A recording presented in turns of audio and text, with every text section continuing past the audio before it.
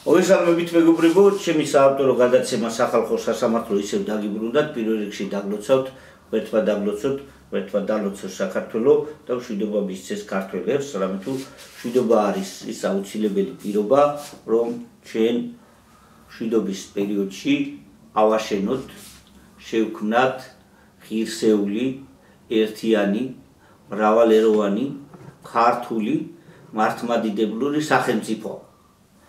Am სახელმწიფოს აშენება ჩვენთვის აუცილებელი გარემოება არის იმისთვის, რომ ჩვენ როგორც ქართველი ერი გადავრჩეთ და გადავარჩინოთ ჩვენი ახალგაზრდების მომავალი და განვითარდეთ ამ მშვიდობის პერიოდში ისე, რომ ამ მშვიდობის პერიოდში შეგვეძლოს, რომ ჩვენს ახალგაზრდობას ვასწავლოთ ჩვენი ეროვნული ღირებულებები, ფასეულობები და გავზარდოთ ღირსეული საქართველოს მომავალი. მოგესალმებით, ბოლო რამდენიმე კვირის განმავლობაში უკვე ორ კვირაზე მეტია, რაც ეს ევროპიდან დაფინანსებული და უცხოეთიდან დაფინანსებული მათი წარმომადგენლები და ინტერესების გამტარებელები ცდილობენ ქვეყანაში არეულობის მოწყობას.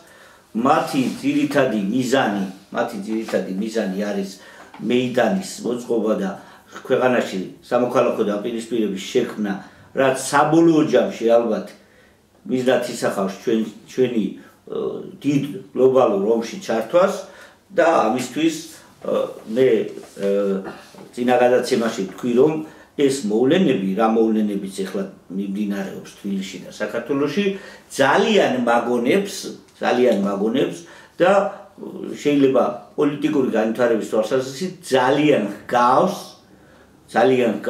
1992 წლის მოვლენებს და იმ გარემოებებს, როდესაც ჩვენ ერთადერთი ლეგიტიმური, არჩეული და ღირსეული ქართველი პრეზიდენტი, რომელიც ხალხმა ნამდვილად აირჩია და მას შემდეგ ჩვენ მუდმივად გვაქვს ლეგიტიმაციის პრობლემა ხელისუფლების და ეს ერთადერთი პრეზიდენტი ძალადობრივი გზით ჩამოაგდეს და მერე მოგლეს ეს ღირსეული ქართველი კაცის ვიად გამსახურდია და მას შემდეგ ეს დგას ლეგიტიმაციის პრობლემა, იმიტომ რომ ლეგიტიმაციის საკითხი სამწუხაროდ არ გადაუწყვეტია ქართული ოცნების ხელისუფლებას. რა თქმა უნდა, შევარდნაძის ხელისუფლება ამას შეფასებას არ მისცემდა.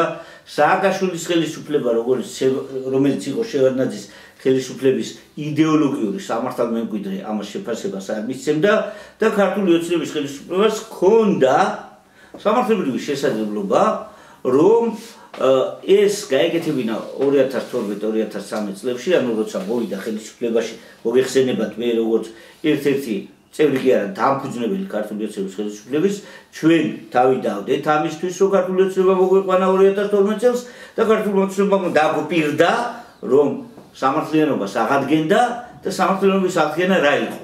სამართლიანობის აღდგენა იყო სამართლიანობის დამყარება იმ თვალსაზრისით, რომ პოლიტიკური შეფასება უნდა მისცემოდა ჯერ 92-13 წლების პოლიტიკურ მოვლენებს და შემდეგ ქართული ოცნება პოლიტიკურად უნდა გამიჯნურდა რეჟიმს ნაციონალური მოძრაობის სახით, ანუ პოლიტიკური შეფასება უნდა მიეცა ნაციონალიზმისთვის, როგორც რეჟიმისთვის და ამით ქართული ოცნება ლეგიტიმაციას მისცემდა თავის თავს, როგორც ზვიად გამსახურდიას ხელისუფლების სამართალმემკვიდრეს, რომ შეაფასებდა, რომ ის 92-13 წლების მოვლენები იყო სახელმწიფო გადატრიალება და ძალადობრივი გზით დამხობა და თუ ამას გააკეთებდა ქართული ოცნება, ის შეიძენდა დიდ სახალხო ლეგიტიმაციას.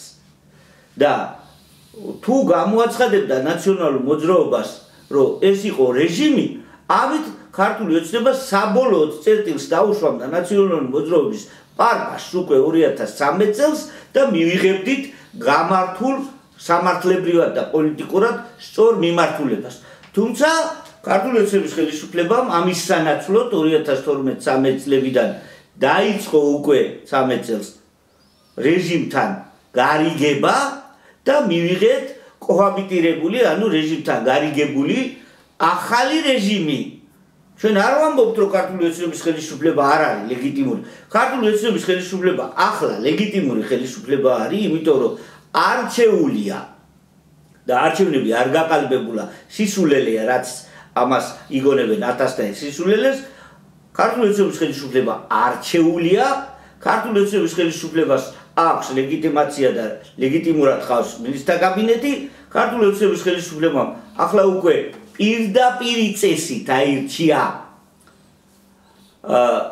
ასე რომ ვთქვათ პრეზიდენტი, რომელიც რომ შევაფასოთ წინა ზვიადგამსახურდიას გარდა წინა სამ პრეზიდენტს თითქმის ყველაფრით ჯობია, იმიტომ რომ ეს ახლად არჩეული პრეზიდენტი მიხეილ ყაველაშვილი არის ეროვნული კაცი, არის ღირსეული ქართველი, არის 4 შვილის მამა, მოაზროვნე კაცი და ქართულად აზროვნებს, ტრადიციული ღირებულებების მიმდევარი და მართლმადიდებელი, რაზეც ვერ ვიტყვით წინა სამ პრეზიდენტზე. ედვარდ ამბროსევიჩი იყო ქვეყნის დამაქცევარი, მიხეილ სააკაშვილი იყო პირდაპირ სატანიზმის მიმდევარი და რა სისხლის გუბეები დააყენა და რა საშინელებები დააყენა და როგორ ავიწროებდა მიხეილ სააკაშვილი მართლმადიდებელ სარწმუნოებას და ეკლესიას, ეს ყველა მიცით და სალომე ზურაბიშვილი გამოიკვეთა თავისი არაქართული, არაქრისტიანული და ამავე დროს სახელმწიფოს საწინააღმდეგო უცხო ქვეყნის აგენტი თავისი თავი დაამკვიდრა ამ ქალმა ისტორიაში შევა როგორც უცხო ქვეყნის აგენტი, რომელიც იმედია რომ არიზამს ახალ სისულელეს და არ გამაგრდება, ასე რომ ვთქვათ, ორბელიანების სასახლეში და კიდევ ერთხელ არაურევს ქვეყანას და იმედია რომ ეყოფა ღირსება, რომ ღირსეულად დატოვოს პრეზიდენტის სასახლე და თუ უნდა ოპოზიციონერობა გადავიდეს ოპოზიციაში. თუმცა ახლა ამ სიტუაციის შეფასებიდან გამომდინარე, თქვენი ყურადღება უნდა მივაქციო ძირითად გარემოებებს, თუ რატო ვართ ჩვენ დღეს პოლიტიკურად ამ მდგომარეობაში. ეს სიტუაცია რომ შევაფასოთ, აუცილებლად უნდა ხაზი გაუშვათ, საიდან მოვდივართ ჩვენ. მე არაერთხელ აღნიშნე, რომ ლეგიტიმაციის პრობლემა ყველა ხელისუფლებას ჰქონდა, ზვიადგამსახურდიას ხელისუფლების გარდა ჰქონდა ყველა ხელისუფლებას ლეგიტიმაციის პრობლემა. ედვარდ ამბროსის შევარდნაძის მიერ შექმნილი სახელმწიფო გადატრიალებით შექმნილი სამხედრო საბჭო, რომელიც შეიქმნა 1992 წლის 2 იანვრიდან 10 მარტამდე, ეს იყო სამხედრო საბჭო და სამხედრო საბჭოს წევრები იყვნენ ქურდი კრიმინალი ჯაბა იოსელიანი, უცნაური სამხედრო, რომელსაც სამხედროებისა არაფერი გაეგებოდა და ქვეყნის მოღალატე თენგიზ კიტოვანი, ასევე ქვეყნის მოღალატე თენგიზ სიგუა და ამ საბჭოს უცვლელი თავმჯდომარე და შემდეგ სახელმწიფო საბჭოს უცვლელი თავმჯდომარე ედვარდ შევარდნაძე. ეს საბჭო შედგებოდა თავდაპირველად 44 წევრისგან, მერე ამ საბჭოში შევიდნენ სხვა წევრებიც და რეალურად 85 წევრამდე ავიდა და ამ საბჭოს შემადგენლობას წაგიკითხავთ. თავდაპირველი წევრები ამ საბჭოში იყვნენ ბატონი აკაკი ბაქრაძე, ქალბატონი ლანა ღოღობერიძე, რომან გოცირიძე, გურამ მუჩაიძე, ირაკლი ქადაგიშვილი, სხვათა შორის ქადაგიშვილი ქართული ოცნების დეპუტატია, თედო პაატაშვილი, მიხეილ სააკაშვილის დროინდელი ხელისუფლების პრემიერ-მინისტრი და მანამდე პარლამენტის თავმჯდომარე ზურაბ ჟვანია, ვაჟალ ორთქიფანიძე, ირაკლი მენაღარიშვილი, ავთანდილ მარგიანი, ჟიული შარტავა და ამ ხალხისგან ერთადერთი ღირსეული ადამიანი, ვიზეთ შეიძლება ვთქვათ, რომ ამ კაცმა სიცოცხლე გასწირა და სამშობლოსთვის დადო თავი, ეს იყო ბატონი ჟიული შარტავა, ღმერთმა ათერში ამყოფოს მისი სული და ეს სამხედრო საბჭო და შემდეგ სახელმწიფო საბჭო იმართებოდა ასეთი საშინელი წესით, ხალხს ყლეტავდნენ, კლავდნენ, ატერორებდნენ, პირდაპირ, ასე რომ ვთქვათ, ომი გამოუცხადეს ლეგიტიმურ ხელისუფლებას და ზვიადგამსახურდიას ხელისუფლების მომხრეობა ითვლებოდა დანაშაულად და ქუჩაში ხოცავდნენ ხალხს. ამ საშინელი სამხედრო საბჭოს შემადგენლობა უნდა გაგაცნოთ ახლა და რისთვის გაცნობთ, ამასაც წინასწარ ვაცხადებ. ამ სახელმწიფო საბჭოს, ანუ იგივე სამხედრო საბჭოს შემადგენლობის ხალხი დღესაც და მათი პოლიტიკური მემკვიდრეები და პირადად ისინიც დღესაც არიან ქართული ოცნების ხელისუფლებაში და ოპოზიციაში, ეს არის ორი ერთმანეთთან, ასე რომ ვთქვათ, სისხლცეულად დაკავშირებული ძალა, რომელიც წარსულში ერთად იდგა და სამწუხაროდ ამათ უმეტესობას, რომლებიც იყვნენ ასე რომ ვთქვათ, წითელი ინტელიგენცია დიდი თანხებით აფინანსებდა და ალბათ ახლაც აფინანსებს ამ ხელისუფლების ერთ-ერთი ყველაზე გამორჩეული ადამიანი, ბატონი ბიძინა ივანიშვილი ამ წითელი ინტელიგენციას აფინანსებდა და ალბათ ახლაც აფინანსებს.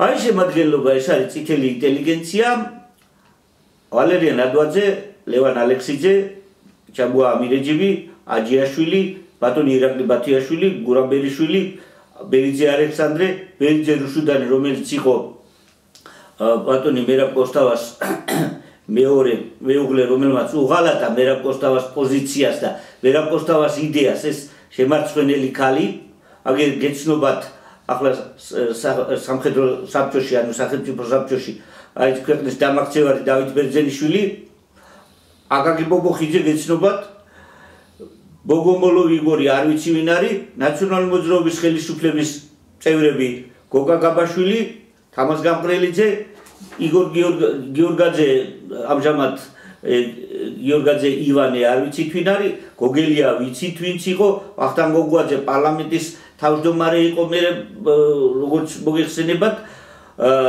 გოჩირიძე ვასილ, რომან გოჩირიძე, ეგრეთ წოდებული კუპონა, ახლაც აგერ პარლამენტში არის, თამაზ დიასამიძე, ეს კაცი ვიცნობ პირადად და საიდან როგორ მოხვდა ამაში საინტერესოა, საერთოდ გარტყმაში არ არის, ვაშაკიძე ვალერიანი, ქურდი და სახელმწიფო დამნაშავე ჩაპაიოსელიანი, ალექსანდრე კავსაძე. ეს კაცი არის გენერალი. რუსეთის კგბ-ს გენერალი და ბატონი ალექსანდრე კავსაძე არის მამა ილია შვეტიცხოველში ბრძანდება ბატონი ალექსანდრე კავსაძე. ძალიან საინტერესოა, ვერ გავაკეთებ ამაზე განცხადებას, მაგრამ ძალიან საინტერესოა. კენჭუაშვილი ნონა, თამაზ კვაჭანტირაძე გახსოვთ, თემისგიტოვანი ეს გაურკვეველი სამხედრო, გაურკვეველი, ვერ გაიგებს საერთოდ რა იყო. სამწუხაროდ დღევანდელი პრემიერ-მინისტრის მამა, გიორგი კობახიძე, პაატა კოღუაშვილი, რაულ კუპრავა, დავით კუპრეიშვილი, ოთარ ლითანიშვილი, რეჟისორი გრიგოლ ლორთქიფანიძე, ადამ არშანია, იმის აფხაზეთის უზენაეს საბჭოს უცვლელი წევრი, სამხედრო საბჭოში ყოფილა, ირაკლი მელაშვილი, ლევან მესხი, რომან მიმინოშვილი, ზურაბ მურმარიძე, გურამ მუჩაიძე, ნანეიშვილი მიხეილ, მერგაძე თენგიზ, თედო ნინიძე, ილიზა ორჯონიკიძე, თედო პაატაშვილი, ზურაბ ჟვანია, გია ჟორჟოლიანი, თეიმურა ჟორჟოლიანი, ფრიდონ საყვარელიძე, რომელსაც ვიცნობდი და ქართული ოცნების 2012 წლის პარლამენტში შეიყვანეს სიით, ავთანდილ სილაგაძე, ტალახაძე ვახტანგ, ფიფია თორნიკე, ღობერძე ლანა გესმით, ბატონი შავიშვილი რევაზი, შაკიაშვილი ლუიზა, მოგეხსენებათ ეს კალბატონი, ბატონი თემურ შაშიაშვილი, ორი შენგელაია ერდალი და ირაკლი, ცნობილი რეჟისორები, ბატონი ჯანსუღ ჩარკვიანი, ჩიტლოვი დიმიტრი, ჩხეიძე თამარი, ზაბირაძე ვახტანგი, ეს ექსპერტად გამოდის, ექსპერტად, ჭავჭავაძე ნიკოლოზი, ჭელიძე დავითი, გიორგი ხაინდრავა, იცით, ივლიანი ხაინდრავაც იცით, ვახტანგ ხმალაძე მე გავიყვანე 2012 წელს ქართული ოცნების სიით, იმით რა ქვია, მაჟორიტარი დეპუტატი, აი ჩემ კისერზე და 35 ჩემი მეგობრის კისერზე გავიდა ვახტანგ ხმალაძე დიდუბეში. თორემ ვახტანგ ხმალაძეს დიდუბეში კი არა, საერთოდ არავინ არ მისცემდა ხმას, რომ თავი არ დაგვედო ჩვენ. აი ეს კაცი, მიუხედავად იმისა, რომ ბატონი ვახტანგის შვილი თბილისის მერის მოადგილეა, ვიცე-მერია. ეს კაცი ახლა ძალიან ვირეშმაკობს. ისეთ განცხადებებს აკეთებს, გეგონება ნაციონალიაო. საინტერესოა ძალიან. თამაშ ჯანელიძე, ჯოჯუა გრიგოლი და სარიშვილი ირინა სარიშვილი გეცნობათ. ახლა რატო დავიკითხე ეს სია? ამ სიაში თქვენ რასაც უყურებთ, ეს ხალხი ახლა გადანაწილებულია. ნაწილი ქართული ოცნების ხელისუფლებაშია. ნაწილი ნაციონალური მოძრაობის ეგრეთ წოდებულ ოპოზიციაში და ნაწილი რეჟისორია, მსახიობია, მოღვაწეა, რაღაც არის და ამათ უმეტესობას ბიზნა ირანიშვილი აფინანსებს. აი ეს არის ის პოლიტიკური სიმახინჯე, რის გამოც ჩვენ ვერ ავაშენეთ და ვერ შევქმნით ქართული სახელმწიფო.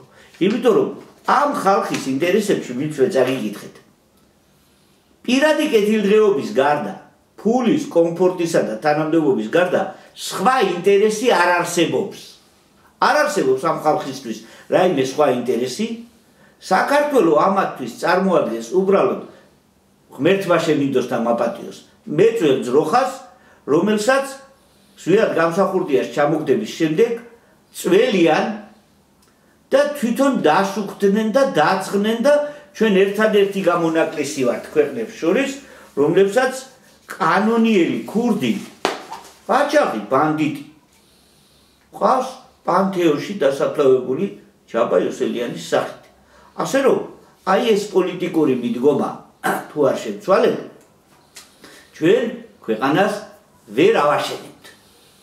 ახლა მინდა მიულოცო ქართული ოცნების ხელისუფლებას არჩევნების საპრეზიდენტო არჩევნების ჩატარება. ულოცავ ბატონ მიხეილ ყაველაშვილს, ღირსეული კაცია, ნამდვილად ვიცნობ, კარგი ქართველია, ეროვნულად მოაზროვნე კაცია, ქრისტიანია, კარგი მეოჯახია და იმაჩნია რომ მიხეილ ყაველაშვილი როგორც აღნიშნე წინა ზვიად გამსახურდიას გარდა წინა ყველა სამ პრეზიდენტს ვინც იყო თუ 4-ს ყველა ჯობია. ნუ აბროშევიჩს ჯობია, მიხეილ სააკაშვილს ჯობია, მარგველაშვილს ჯობია, ნუ ამას ხო ჯობია და ჯობია. ულოცავ ამ კაცს პრეზიდენტად არჩევას. მოიხსენებათ საპრეზიდენტო ინსტიტუტი არის კონსტიტუციით შეზღუდული უფლებამოსილების მქონე. პრაქტიკულად ეს არის თეორიული პრეზიდენტი, ანუ იმიტომ კი არა რომ ყაველაშვილი გახდა პრეზიდენტი. კონსტიტუციურად პრეზიდენტი არის თეორიული ფიგურა. რაიმე იურიდიული ბერკეტები მას სახელმწიფო ინსტიტუტების მართვის და სახელმწიფო ინსტიტუტების მართვაში ჩარევის რაიმე იურიდიული ბერკეტები არ აქვს. ეს არის წარმომადგენლობითი პრეზიდენტი და ეს სადაო აჟიოტაჟი ატეხილი რომ თურმე ყაველაშვილს დიპლომი არ ქონია, არის თითიდან გამოწვეული სისულელე და რატო. შევახსენებ ამ ეგრეთ წოდებულ ოპოზიციას და ყაველაშვილის ამ კუთხით მაკრიტიკებლებს, რომ ამერიკის 6 პრეზიდენტი, ვინც თავდაპირველად ამერიკა დააფუძნა, 6 პრეზიდენტი ყავდა ამერიკას, რომელსაც საერთოდ განათლება არ ჰქონდა. დიპლომი არ ჰქონდა კი არა. განათლება არ ჰქონდა, არანაირი განათლება არ ჰქონდა. სამაგიეროდ ამხელა ვებერთელა ქვეყნის თქვენთვის დემოკრატიის შუქურის ამერიკის დაფუძნებლები იყვნენ. ამერიკის 6 პრეზიდენტი. ხო, ნუ თუ ვიმსჯელებთ ჩვენ საქართველოს მდგომარეობაზე, საქართველოს ყავდა ღირსეული ქართველი მეფეები, რომელთა დროსაც საერთოდ არ იყო საჭირო დიპლომი. დიპლომი რა იყო, ასეთი არ არსებობდა.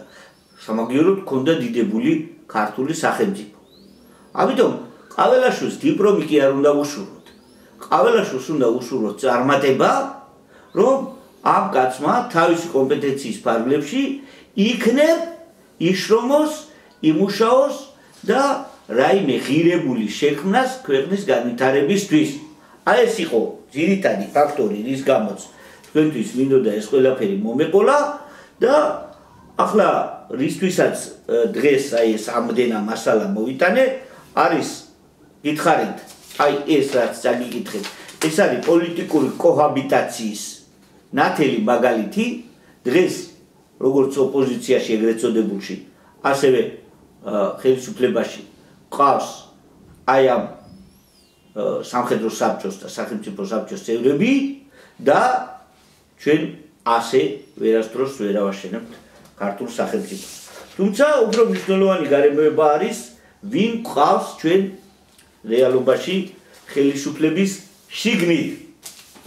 მე არაერთხელ მოგიყევით თქვენ, არაერთხელ მოგიყევით ხელისუფლების შტოებში ნაციონალური მოძრაობის სასამართლოს გადმობარებისა და ნაციონალური მოძრაობის პროკურატურის გადმობარების თაობას.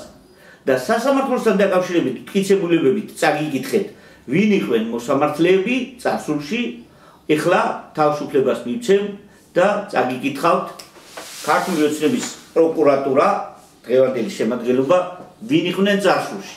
ეს დოკუმენტები რომ ნამდვილია ამას ადასტურებს საქართველოს გენერალური პროკურატურის პასუხი, საქართველოს გენერალური პროკურატურის პასუხი 3 დეკემბერი 2024 წელი, ნომერი 13-78-359.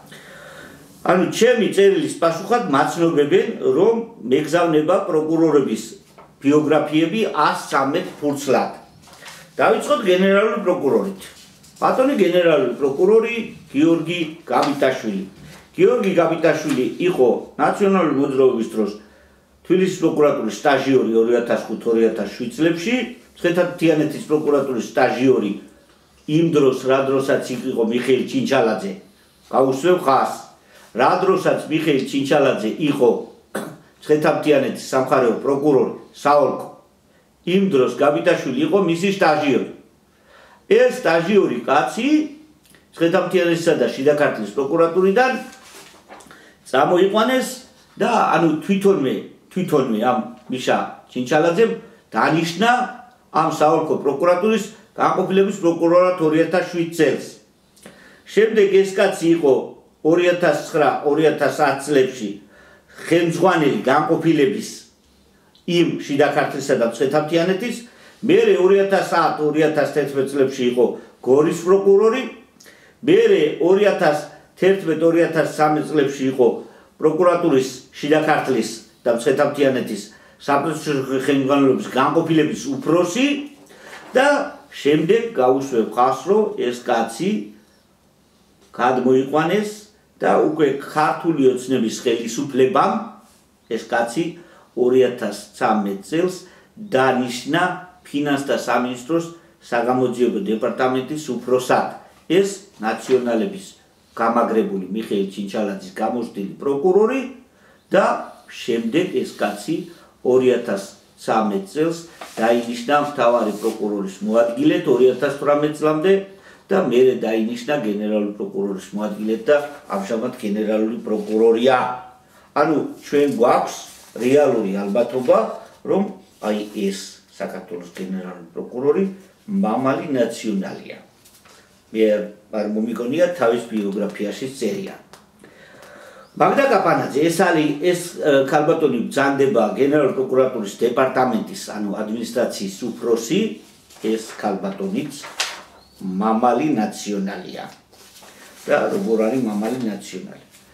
ეს ქალბატონი ჯერ შინაგან საქმეთა სამინისტროში იყო გამომძიებლის მოვალეობის შემსრულებელი და გამომძიებელი 2003-2004-2005 წლებში, მერე ქვემანყოფილების უფროსი გამომძიებელი იყო და მერე ეს ქალბატონი კეჟერაშვილის დროს იყო ფინანსთა სამინისტროს საგამოძიებო სამსახურის განყოფილების უფროსის მოადგილე, მეორე განყოფილების უფროსის მოადგილე, მერე იყო 2013 წელს განყოფილების უფროსად დანიშნეს, ხაზს გავუსმევ, ეს ის პერიოდია, როდესაც უკვე კეჟერაშვილის კადრები ფარცხალაძის ხელით ნელ-ნელა ბოდიან ხელისუფლებაში ფარცხალაძის ხელით პროკურატურაში და ამ დროს ქალბატონი მაგდა კაპანაძე ფინანსთა სამინისტროს საგამოძიებო სამსახურში განყოფილების უფროსია, შემდეგ არის შინაგან საქმეთა სამინისტროს ანტიკორუფციული სააგენტოს დირექტორის მოადგილე, მერე მთავარი პროკურატურის საგამოძიებო ნაწილის უფროსი ქართული ოცნების დროს და საქართველოს შეხარ ჩემი ბატონი საგამოძიებო სამსახურის უფროსი, პროკურორის მოადგილე, გენერალური პროკურორის მოადგილე და შეხარ ჩემი ბატონი ადმინისტრაციის უფროსი. ამდენად ჩვენ გვაქვს უცნაური გარემოებები და ამ უცნაურ გარემოებებს გიხსნით აგერ. შემდეგი არის შეხარ ჩემი ბატონი თავად პროკურორის ერთ-ერთი მოადგილე გიორგი გაბაშვილი. გიორგი გაბაშვილი გენერალური პროკურორიც იყო ფარცხალაძის შემდეგ.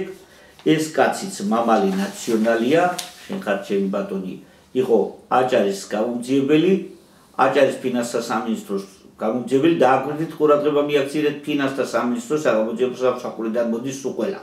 და ფინანსთა სამინისტროს მესამე განყოფილების უფროსის მოადგილე, მერე განყოფილების უფროსის მოადგილე, მერე დეპარტამენტის უფროსი, მერე საგამოძიებო ნაწილის უფროსი და შენ ხარ ჩემი ბატონი, მერე გენერალური პროკურორი და გენერალური პროკურორის მოადგილე.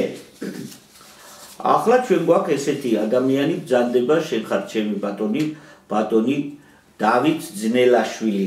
დავით ძნელაშვილი არის ერთი ჩვეულებრივი ნაცპროკურორი, რომელიც იყო 2003-2004 წლებში რუსთავის საქალაქო პროკურატურის გამომძიებელი, მერე თბილისის კრძალის პროკურატურის გამომძიებელი, მერე კრძალის პროკურორის თანაშემწე, მერე თაცბიდა კრძალის პროკურორის თანაშემწე, მერე უფროსი გამომძიებელი, მერე ქვემო ქართლის საგამოძიებო ნაწილის უფროსი 2010 წელს, მერე ანტიკორუფციული სამსახურის უფროსი გამომძიებელი, მერე შიდა ქართლის საოლქო პროკურატურის საგამოძიებო ნაწილის უფროსი, მერე საგამოძიებო ნაწილის უფროსი სამმართველოს უფროსი, დასავლეთ საქართველოს საოლქო პროკურორი ყოფილა ეს კაცი, ქართული ოცნების დროს დაწინაურებული და მერე სამცხე-ჯავახეთის საოლქო პროკურორი.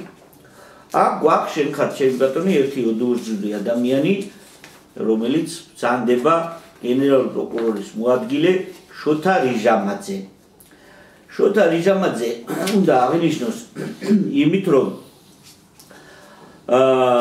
ეს კაცი მოდის ისევ ნაციონალური მოძრაობიდან, ისანი-სამგორის პროკურატურიდან დათო გაგნიძის დროს, მერე ისანი-სამგორის პროკურატურის პროკურორი იყო 2009 წელში, მერე იყო 2009 წელში შინაგან საქმეთა სამინისტროზე ზედამხედველობის პროკურორი, შენ ხარ ჩემი ბატონი, მერე შინაგან საქმეთა სამინისტროში სამმართველოს უფროსი იყო პროკურატურაზე ზედამხედველობის, შემდეგ 2013 წელს ეს კაცი უკვე ქართული ოცნების ხელისუფლებამ დანიშნა თავდაცვისა და საშუალო ახსოვების დეპარტამენტის უფროსის მოადგილედ, მერე ვაკის სამართალოს პროკურორი ყოფილა, სამცხე-ჯავახეთის პროკურორი ყოფილა და ახლა არის გენერალური პროკურორის მოადგილე. დავით ჩხარტიშვილი, ეს კაცი საინტერესო კაცია. დავით ჩხარტიშვილი საინტერესო კაცია იმით, რომ ეს კაცი არის ის კაცი, რომელიც იმ დროს რა დროსაც შენ ხარ ჩემი ბატონი ფუტა რობაქიძე მოკლეს, ეს კაცი იყო იმ განყოფილების პროკურორი, რომლის პროკურორებმაც ფუტა რობაქიძესთან ერთად ვინც ბიჭები იყვნენ წაუყენეს ბრალი. ამისმა პროკურორებმა წაუყენეს ბრალი და მე პრაქტიკულად ეს კაცი მებრძოდა სასამართლოშიც ეს კაცი მებრძოდა და პროკურატურაშიც ეს კაცი მებრძოდა, რომ დაეპატიმრებინათ ის ბიჭები და არ გაგიგვირდებათ ალბათ გითხრათ, რომ ეს კაცი, შენ ხარ ჩემი ბატონი, ამჟამად არის დასავლეთ საქართველოს საოლქო პროკურორი. გაგიგვირდებათ, მაგრამ საოლქო პროკურორია. აი ეს არის ნათელი მაგალითი, რომ კაცი, რომელიც ფუტა რობაქიძის მოკლის შემდეგ იმ ბიჭებს იჭერდა და განყოფილების პროკურორი იყო და ზეგავლენას ახდენდა და ყველაფერს ახდენდა, ეს კაცი საოლქო პროკურორად ყავთ. ეს რა ვიცი, კოჰაბიტაციის ამაზე მაგალითს ვერ ნახავთ, რა გითხრათ, როგორ გითხრათ. შემდეგი ზურაბ ლორია 2006 წლიდან მომდინარეობს, გენერალური პროკურატურის სტაჟიორი, შემდეგ შენი ბატონი დეპარტამენტის სტაჟიორი, გენერალური პროკურატურის საპროცესო ხელმძღვანელობის დეპარტამენტის სტაჟიორი, შემდეგ ეს კაცი მოდის უკვე 2006 წლიდან ხდება პროკურორი გენერალურ პროკურატურაში, შემდეგ მთავარი პროკურატურის საზედამხედველო განყოფილების პროკურორი 2008 წელს, შემდეგ მთავარი პროკურატურის უსაფრთხოების სამსახურისა და დაზვერვაზე ზედამხედველი პროკურორი, შემდეგ საპროცესო ხელმძღვანელი თავდაცვის სამინისტროზე პროკურორი, იურიდიული დახმარების სამსახურის საგამოძიებო ზედამხედველების უფროსი პროკურორი, შემდეგ 2013 წელს ეს კაცი უკვე ქართული ოცნების ხელისუფლებამ დანიშნა თავდაცვის სამინისტროში სახელმძღვანელო ზედამხედველობის პროკურორად 2014 წელს უკვე განყოფილების უფროსი პროკურორია და შემდეგ ეს კაცი დაუნიშნიათ გენერალური ინსპექციის პროკურორად 2016 წელს. ახლა ესეც კოჰაბიტაცია შენ ხარ ჩემი ბატონი. ახლა ვნახოთ დავით კოწლამაზაშვილი, ეს კაცი დავით კოწლამაზაშვილი იყო პირდაპირ ადეიშვილის კადრი, ვიცნობ პირადად და ეს კაცი პირდაპირ ასრულებდა ადეიშვილის დავალებებს და აი ეს კაცი შენ ხარ ჩემი ბატონი. უზენაეს სასამართლოში ბრალდებების მხარდამჭერი პროკურორი იყო ნაცმოძრაობის დროს, შენ ხარ ჩემი ბატონი მერე იყო ფინანსთა სამინისტროს შენ ხარ ჩემი ბატონი და სხვა ორგანოებში ხელმძღვანელი პროკურორი იყო 2004 წელს, შემდეგ ლაგოდეხის პროკურორი იყო, შემდეგ სიღნაღის პროკურორი იყო, შემდეგ გურჯაანის პროკურორი იყო, შემდეგ ისევ სიღნაღის პროკურორი იყო და 2012 წელს, როცა უკვე ქართული ოცნება მოვიდა ხელისუფლებაში, ეს კაცი წამოიყვანეს თბილისის პროკურორად და შემდეგ თავდაცვის სამინისტროზე და იურიდიულ სამსახურზე ხელმძღვანელობის პროკურორად და შემდეგ ბრძანდებოდა ბოლნისის პროკურორი და აი ეს კაცი ყავთ ახლა პროკურატურაში სასწაულია კოჰაბიტაცია აგერ შენ ხარ ჩემი ბატონი.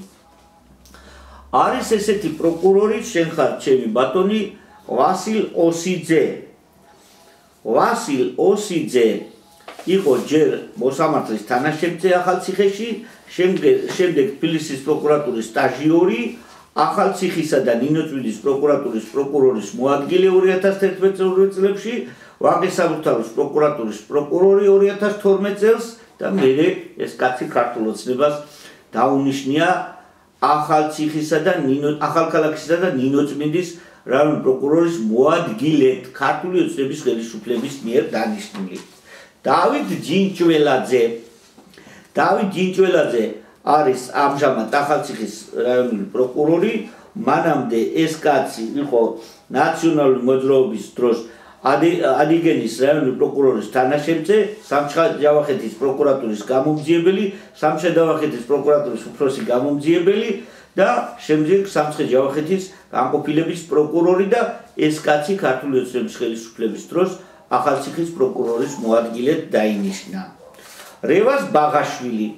რევაზ ბაღაშვილი არის შენ ხარ ჩემი ბატონი ნაცმოძრაობის დროინდელი პროკურორი, 2009 წლიდან არის საპროცესო ხელმძღვანელობის სტაჟიორი, მერე 2010 წლიდან არის ფინანსთა სამინისტროში საგამოძიებო ზედამხედველობის განყოფილების პროკურორი, შემდეგ 2013 წელს ეს კაცი დაუნიშნიათ დაზვერვის სამსახურებში საზედამხედველო პროკურატურის პროკურორად და შემდეგ დაუნიშნიათ ისევ ფინანსთა სამინისტროში საზედამხედველო განყოფილების პროკურორად და მერე საპროცესო ხელმძღვანელობის პროკურორი იყო ფინანსთა სამინისტროში, შემდეგ იყო ფინანსთა სამინისტროს საგამოძიებო ნაწილის დეპარტამენტის პროკურორი და შემდეგ ეს კაცი გენერალური პროკურატურის საგამოძიებო ნაწილის უფროსის მოადგილე გამხდარა რევაზ ბაღაშვილი და საგამოძიებო ნაწილის უფროსია ამჟამად.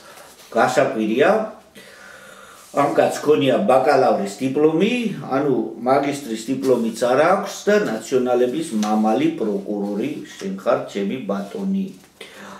შენ ხარ ჩემი ბატონი გიორგი ცხოვრებაძე, რომელიც არის ვაკის საბურთალოს პროკურატურის პროკურორი იყო ნაცმოძრაობის დროს, მერე ვაკის საბურთალოს პროკურატურის სტაჟიორი იყო, მერე პროკურორი იყო, მერე იყო განსაკუთრებული მნიშვნელობათა საქმეთა გამომძიებელი და 2012 წლიდან ეს კაცი იკავებდა ნაციონალური მოძრაობის დანიშნული ქუთაისის რაიონული პროკურორის თანამდებობას და ქართული ოცნების ხელისუფლებამ დააწინაურა ეს კაცი და დასავლეთ საქართველოს საგამოძიებო ნაწილის უფროსად დანიშნა, მერე საგამოძიებო ნაწილის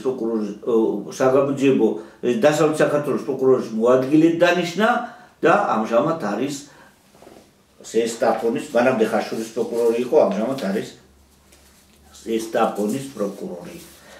შენ ხარ ჩემი ბატონი, აქ ყავს ესეთი პროკურორი გიორგი ბახტაძე, რომელიც შენ ხარ ჩემი ბატონი ისევ ნაციონალური მოძრაობიდან მომდინარეობს 2006 წელს იყო სტაჟიორი, მერე დიდუბეჭუღურეთის სტაჟიორი იყო, მერე პროკურატურის გამომძიებელი იყო, მერე იყო საგამოძიებო ნაწილის პროკურორი, მერე ძველი თბილისის პროკურატურის პროკურორი იყო, მერე სამცხე-ჯავახეთის პროკურორი, მერე სამცხე-ჯავახეთის საოლქო პროკურორის მოადგილე და ამჟამად ბათუმის პროკურორია.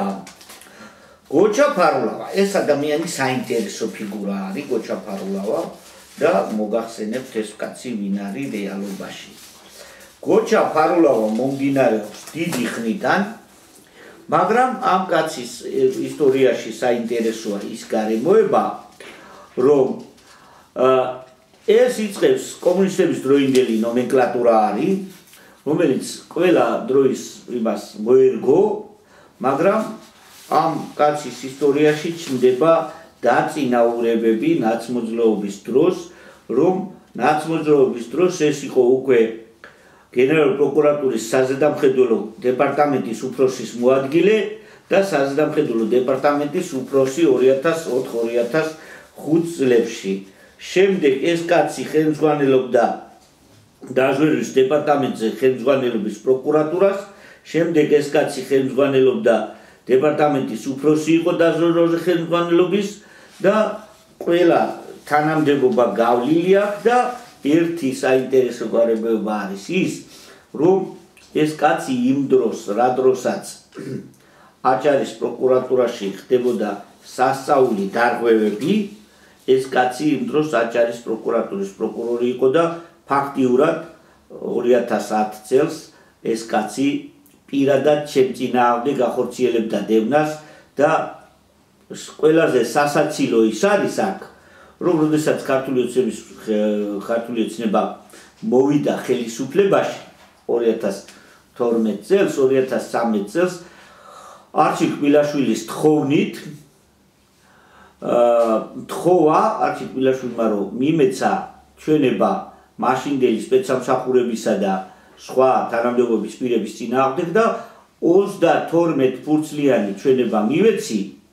აი ეს კაცი იყო ამ საქმის მწარმოებელი გოჩა ფარულავა, რომელმაც 32 ფურცლიანი ჩვენება ჩამომართვა და შემდეგ პრაქტიკულად ჩემი ჩვენებით დაატერორეს ის თანამდებობის პირები და დღესაც ტერორის ქვეშ ყავან და აი ეს კაცი ყოფილი ნაცპროკურორი ამჟამად არის სტრატეგიული განვითარების დეპარტამენტის უფროსი. რანაირია თქვენ გადაწყვიტეთ.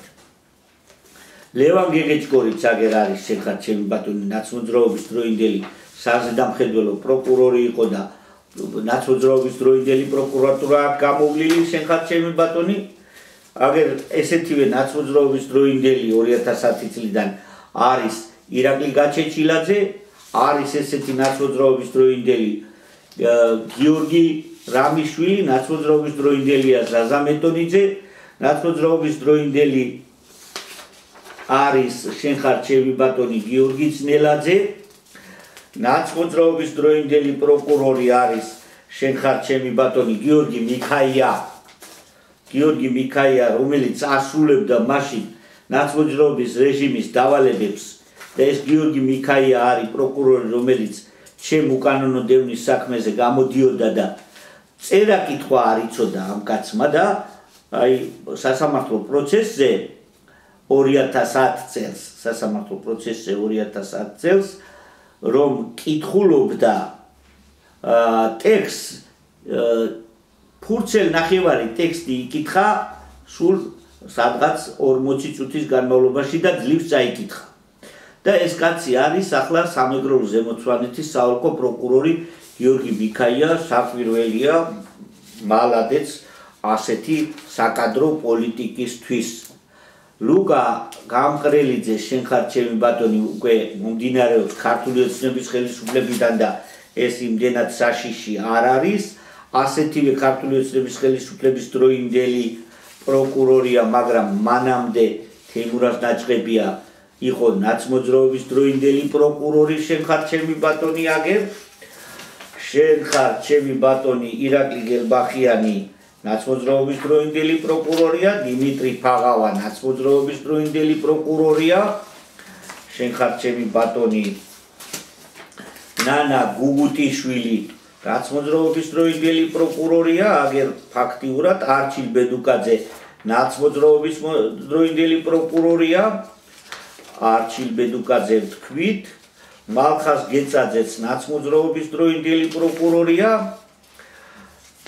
შენხარჩევი ბატონი სალომე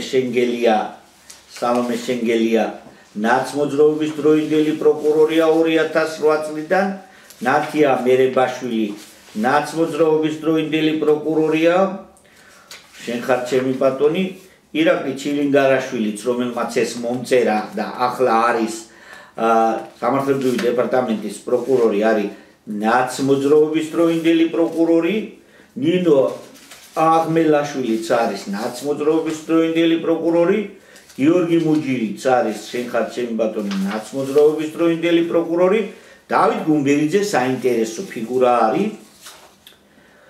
დავით გუმბერიძე არის შენხარჩევი ბატონი ნაცმოძრაობის დროს გამოზრდილი პროკურორი, რომელიც იყო მთავარი პროკურატურის სტაჟიორი, მერე იყო განსაკუთრებულ მნიშვნელოვან საქმეთა გამომძიებელი და ქართული ოცნების ხელისუფლებამ ეს კაცი დანიშნა 2013 წელს ეს კაცი დაინიშნა უკრაინულ შემუშავების პროკურორად და 2000 შენხარჩევი ბატონი ეს კაცი იყო თბილისის პროკურატურის პროკურორი, ერთ-ერთი პროკურორი 2016 წელს და ბატონი დავით გუმბერიძე პირადად ახორციელებდა ჩემს დევნას, პირადად მონაწილეობდა, კაცი რომელსაც მთელი წელიწადნახევრის განმავლობაში პროცესებზე უყურებდი და ვერაფერი ვერ გავიგე ამ კაცისა, იმიტომ რომ ამ კაცს პროკურორის სახელი კი არ უნდა ერქვას, ეს არის ერთი ჩვეულებრივი ნაციონალი ჯალათი და ასეთი ჯალათი, ნაციონალების ჯალათი პროკურორი, რომელმაც ვერაფერი ვერ გაიგო სამართლებრივ საკითხებში, იმიტომ რომ სამართლებრივი დევნის საკითხებში არსზე არ არის ეს კაცი და ეს კაცი ქართული ოცნების ხელისუფლებამ დააწინაურა და შენხარჩევი ბატონი იყო სამართლოს უფროსი პროკურორი, გორის რაიონული პროკურორი და ახლა არის ვაკე საბურთალოს პროკურორი, ანუ კაცი, რომელიც ნაცმოძრაობამ გამოზარდა, რომელიც პირადად ახორციელებდა ჩემს დევნას და თვითონაც ვერ გაერკვა რატომ ახორციელებდა, აგერ არის შენხარჩევი ბატონი.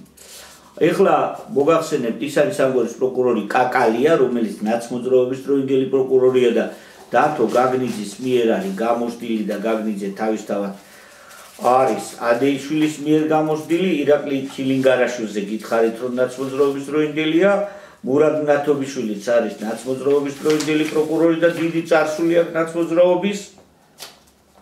შენხარჩევი ბატონი ეს არის ჯიქიძეც ნაცმოძრაობის დროინდელი პროკურორია, შენხარჩევი ბატონი მირცხულავაც არის ნაცმოძრაობის დროინდელი პროკურორი, კონსტანტინე სირაძეც არის ნაცმოძრაობის დროინდელი პროკურორი, აგერ ცალ-ცალკე რო არ გამოგიქვეყნოთ, შენხარჩევი ბატონი, ილია ჯანაშიაც მომდინარეობს ნაცმოძრაობის დროინდელი პროკურორია და ცოტა გვიან, მაგრამ 2010 წლიდან მომდინარეობს, ამირან გალუაშვილი, რომელიც ხშირად ჩანს ტელევიზიით, ნაცმოძრაობის დროინდელი პროკურორია 2000 შენხარჩევი ბატონი 11 წლიდან არის უკვე ისანის სამგორის მიაქციეთ ყურადღება ისანის სამგორის დათო გაგნიძის პროკურატურაში. აქ არის კაპანაძეების კლანი, რომელიც მაგდა კაპანაძე დავასახელე, მალხას კაპანაძე, რომელიც ნაცმოძრაობის დროინდელი პროკურორია და მისი ძმა არის კიდე დათო კაპანაძე, რომელიც ნაცმოძრაობის დროინდელი პროკურორია. ასევე ნაცმოძრაობის დროინდელი პროკურორია ლევან სალია, შოშო არჩვაძე ნაცმოძრაობის დროინდელი პროკურორია. გვანჩა ვიმრაძე ცოტა გვიან მოსულა შენხარჩევი ბატონი 2012 წელს, მაგრამ რეალურად ნაცმოძრაობის დროინდელი პროკურორია. ასევე ცოტა გვიან არის ნაცმოძრაობაში ჩართული ბატონი ბესი ქვარცხავა, მაგრამ ნაცმოძრაობის დროინდელი პროკურორია. ერთი კოჭლამაზაშვილი ვახსენე დათო, ახლა მეორე პროკურორი კოჭლამაზაშვილი, ავთანდილი ოღონდ, არის გენერალური პროკურორის მოადგილე, რომელიც ნაცმოძრაობის დროს ეს კაცი მყარად იდგა ადეიშვილის მხარეს. ასევე ნაცმოძრაობის დროინდელი პროკურორია და ეს კაცი არის ახლა ყველაზე ასე რომ ვთქვათ პასუხისმგებელი თანამდებობის მფლობელი, რომელიც არის გენერალური პროკურატურის სამართალწარმოების პროცესში ჩადენილი დანაშაულების გამოძიების დეპარტამენტის უფროსი ბატონი ირაკლი ნადარიშვილი. ანუ ამ კაცს ევალება გამოიძიოს ნაციონალური მოძრაობის დროს და ახლა უკვე ამ ხელისუფლების დროს სამართალწარმოების პროცესში, ანუ სამართლებრივი დევნისას თუ თანამდებობის პირები ჩაიდენენ დანაშაულს. და ეს კაცი იყო ადეიშვილის ლუბიმჩიკი პროკურორი და ამას ჩააბარა ქართულმა ოცნებამ სამართლიანობის აღდგენა გიხაროდეთ, ამიტომაც არ აღდგა სამართლიანობა. კონსტანტინე სირაძე გითხარით ნაცმოძრაობის დროინდელი პროკურორია, შენხარ ჩემი ბატონი. შოთა კვაჭატირაძე ცოტა გვიან არის მოსული, მაგრამ ნაცმოძრაობის დროინდელი პროკურორია. ასევე ერთ-ერთი ნაცმოძრაობის დროინდელი პროკურორი გიორგი კაკულია, რომელიც ადეიშვილის პირადი მეგობარი იყო და აი ეს სია გაგაცანით.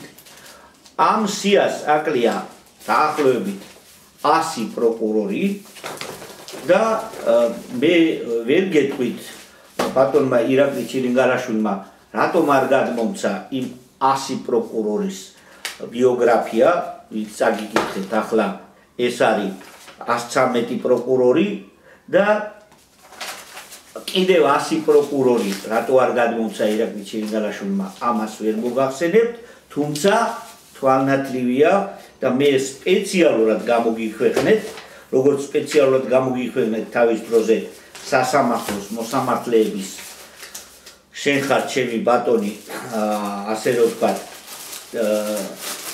ბიოგრაფიები, რომ როდესაც ქართული ოცნების ხელისუფლება იტყვის, რომ ჩვენ სამართლიანი სასამართლო გვაქვს და ქართული ოცნების ხელისუფლება იტყვის, რომ ჩვენ გვყავს ობიექტური და სამართლიანი პროკურატურა, აუცილებლად გასახსენებელია მათთვის, რომ სასამართლოში მსხდარი კლანი ლევან ურუსიძის, მიხეილ ჩინჩალაძის და სხვა ნაცმოძრაობის დროინდელი ჯალათების სახით, რომელიც მათ წინააღმდეგ წავიდა, მაგალითად ის თეთრი წყაროს მოსამართლე ხუჭუა, რომელმაც მათ წინააღმდეგ გამოიტანა გადაწყვეტილება აბსოლუტურად სულელური და აი რამდენიმე დღის წინ წავიკითხე ესეთი ინტერნეტში იყო პოსტი, რომ მანუჩარ ცაცუას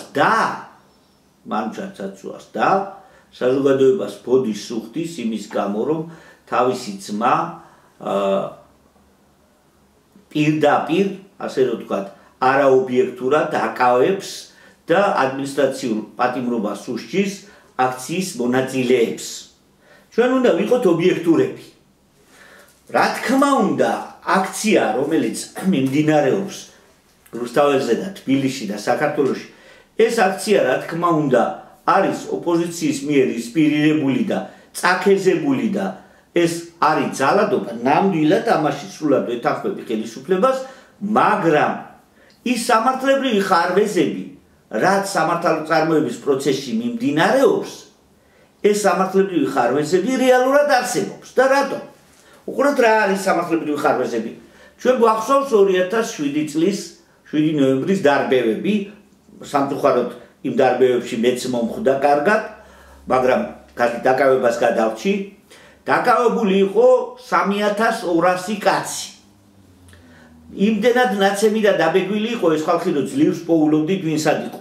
მაგრამ 3200 კაცი მაშინ გაასამართლა ამ ჯალათმა სასამართლომ და ისე უპრაგონოდ ყრიდნენ ციხეში, რომ ზუსტად აი არ არსებობდა მტკიცებულება არანაირი. არ არსებობდა მოწმე.